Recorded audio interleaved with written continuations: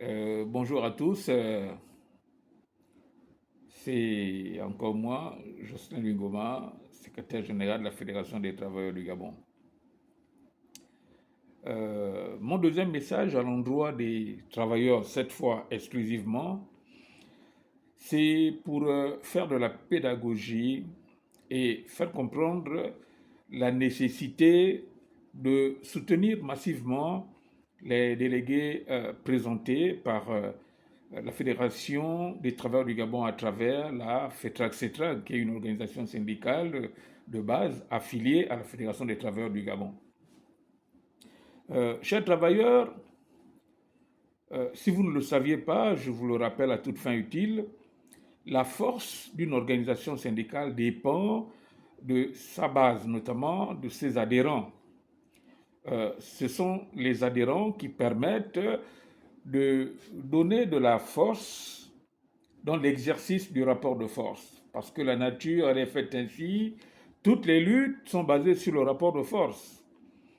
Et c'est pour ça que les dispositions légales nous autorisent à mener des actions qui permettent d'imposer à l'employeur de venir à la table de négociation, notamment l'exercice du droit à la grève.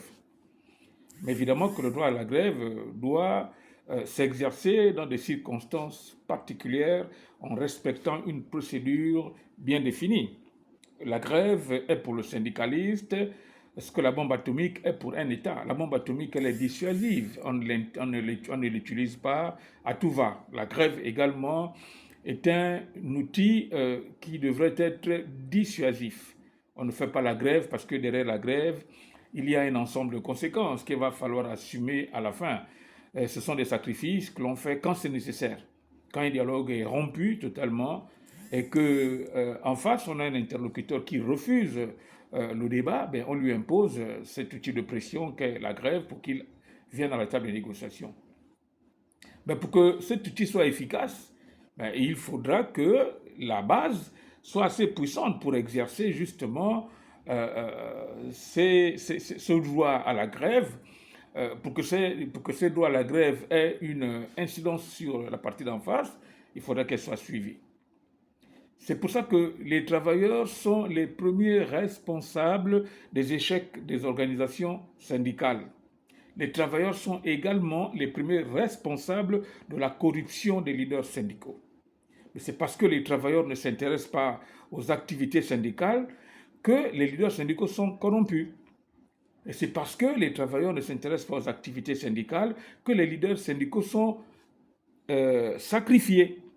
Parce qu'un leader syndical qui n'a pas de soutien des travailleurs, eh bien, il sera sacrifié par l'employeur. Voilà. Donc, je vous interpelle donc pour vous faire comprendre que euh, la peur est un argument que l'employeur souvent utilise pour essayer d'intimider. Mais quand vous maîtrisez vos droits, vous n'avez aucune raison d'avoir peur de quoi que ce soit. C'est un droit est un droit.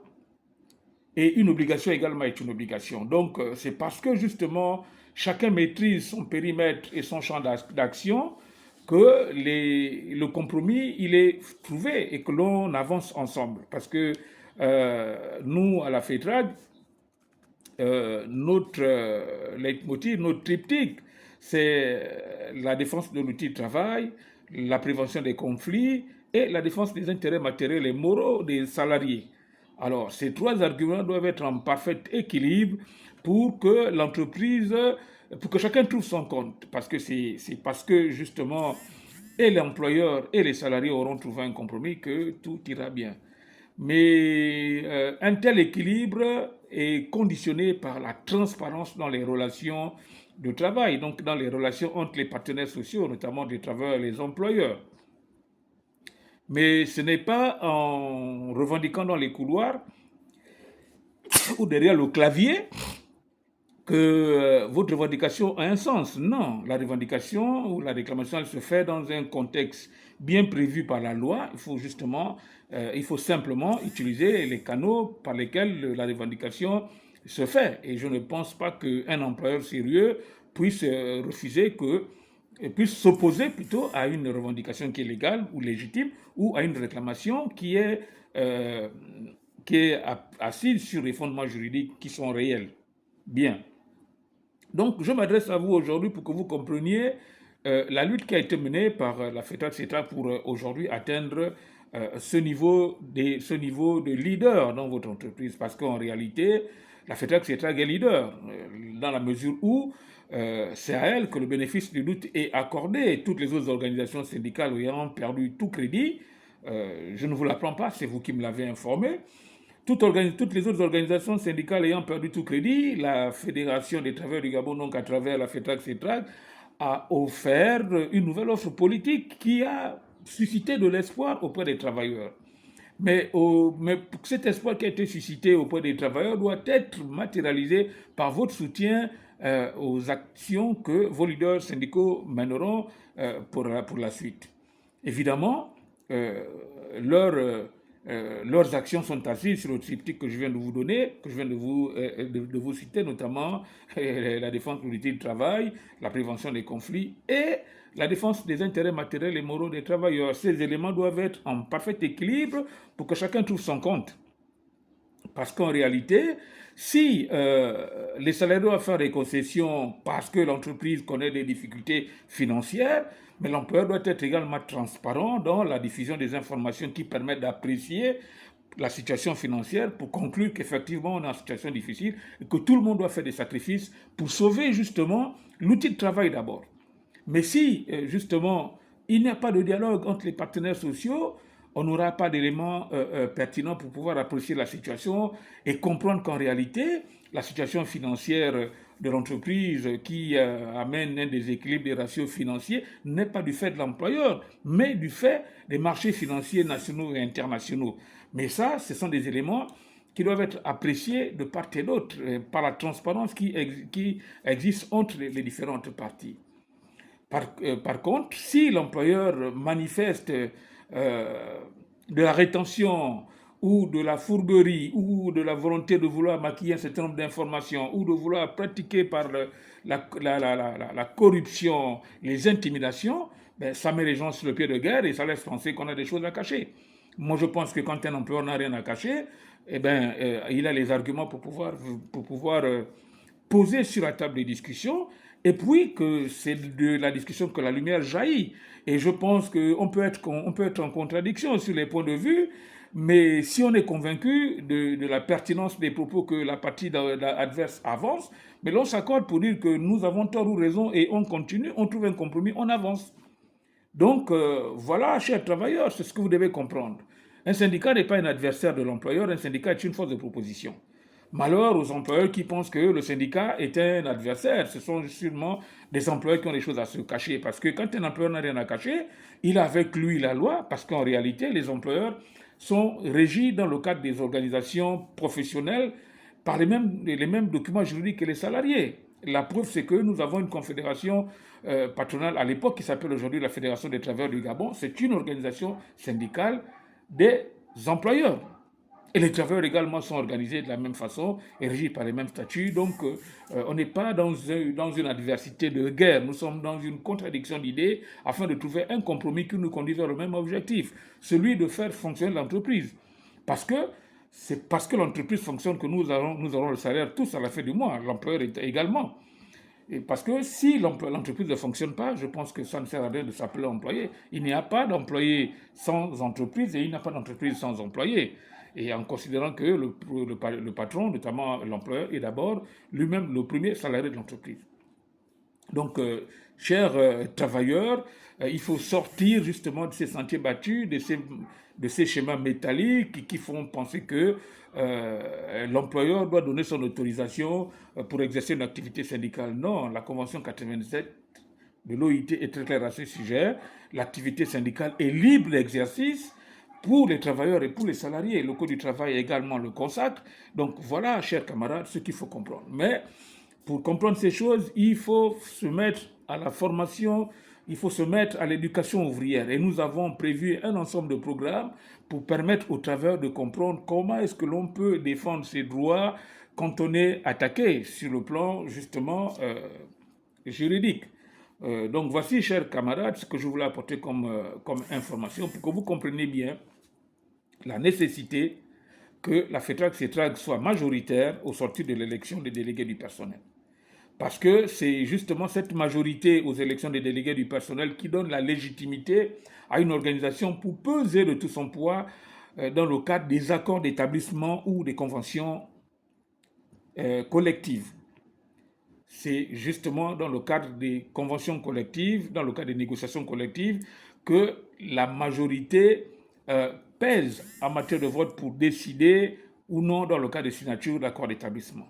Donc, si vous souhaitez que les mouvements, que les lignes bougent, que la revendication porte ses fruits, ben, il va falloir que vous souteniez toutes les candidatures de la FETRAC-CETRAC afin qu'au lendemain de l'élection des délégués du personnel, nous ayons cette majorité confortable qui permettra qu'à la table des négociations, nous aurons la majorité absolue pour pouvoir donner le point de vue des salariés afin de peser dans le débat, dans la négociation et dans la prise de décision qui engage l'ensemble des travailleurs. Et comme je disais, il faut féliciter déjà la situation, il faut féliciter la FETRAC-CETRAC parce que par le passé, on avait affaire à plus d'une dizaine d'organisations syndicales dans une compétition comme celle-là. Vous imaginez l'émiettement des voix, ça n'avait aucun sens. La preuve, c'est que toutes ces organisations syndicales-là ne défendaient plus en réalité les intérêts des travailleurs, mais plutôt leurs propres intérêts à eux, évidemment en complicité avec l'employeur. Donc voici, chers camarades, chers travailleurs, votre responsabilité dans les actions syndicales. C'est parce que vous ne participez pas aux actions syndicales que vos leaders syndicaux sont sacrifiés ou corrompus. Parce que, pris dans les taux de l'employeur sans soutien des travailleurs pour pouvoir exercer le rapport de force, les leaders syndicaux n'auront pas d'autre choix que de soit aller au casse-pipe et se faire vitrifier, soit d'accepter d'être corrompu et puis ne plus défendre les intérêts des travailleurs, parce que c'est comme ça que ça fonctionne. L'employeur essaie toujours par la corruption. Si vous êtes téméraire et vous êtes têtu, bon, on va vous sacrifier. On vous sacrifie parce que justement, vous n'avez personne pour vous soutenir derrière. Voilà. Donc, chers camarades, c'est ce que je voulais apporter comme information pour que vous compreniez bien, encore une dernière fois, la nécessité de voter l'ensemble des candidats qui sont présentés par la FETRAC-CETRAC pour qu'au lendemain de l'élection des délégués du personnel, vous ayez la légitimité, la légitimité pour parler avec aisance au nom des travailleurs. Mais pour que les leaders syndicaux et les délégués du personnel parlent au nom des travailleurs, il faut justement le soutien de ces travailleurs-là. On ne vote pas et puis on reste tranquille. On vote, on participe aux activités de l'organisation syndicale, on paye ses cotisations, on soutient toutes les actions et on répond aux convocations des leaders syndicaux quand c'est nécessaire. Voici donc, chers travailleurs, ce que je voulais apporter comme argument dans votre moulin pour que vous compreniez bien le rôle que chacun joue dans ce contexte d'environnement syndical. Chacun a un rôle à jouer. Le leader syndical n'est qu'un porte-parole. Le véritable patron, c'est le travailleur. Donc le travailleur donne un mandat social au leader syndical et le leader syndical ne fait que traduire le mandat social auprès de l'employeur au nom des travailleurs. Voilà ce que je voulais apporter comme information pour que vous compreniez bien la nécessité de choisir le bon représentant des travailleurs. J'espère que nous sommes bien compris parce que demain, ne vous étonnez pas que vos revendications ne soient pas prises en compte parce que vous aurez fait le mauvais choix, etc., etc. Donc voici, chers travailleurs, ce message est particulièrement adressé à vous. Je vous invite donc à soutenir les actions menées par votre organisation syndicale, notamment à tous les affiliés de la FETRAC-CETRAC, parce qu'en réalité également, en cas de besoin de soutien, le syndicat ne soutient que les adhérents qui sont affiliés à son organisation syndicale. Donc le syndicat n'est pas un avocat de fait. Le syndicat n'est pas un avocat commis d'office, qui est donné gratuitement par l'État parce qu'un indigent est traduit devant le tribunal et qui n'a pas d'avocat. Non, le syndicat n'est pas un avocat commis d'office. Le syndicat fonctionne parce qu'il y a derrière toute une organisation, il y a des cotisations, il y a une administration qui fonctionne, il y a un ensemble d'éléments qui nécessitent un minimum de moyens financiers pour pouvoir faire fonctionner tout cet arsenal-là. Parce qu'on peut être parfois amené à solliciter des avocats quand on est au tribunal du travail si un dossier nous dépasse. Voici donc, chers travailleurs, ce que je voulais apporter comme contribution pour que vous compreniez bien. Parce qu'après ces élections de délégués du personnel, nous aurons des séances d'éducation ouvrière pour que vous compreniez bien quels sont les droits et les obligations d'un salarié dans le cadre de l'exercice d'un contrat. C'est parce que justement, un travailleur est mal formé qu'il est non seulement un danger pour lui-même, mais également pour l'entreprise et donc pour toute la productivité.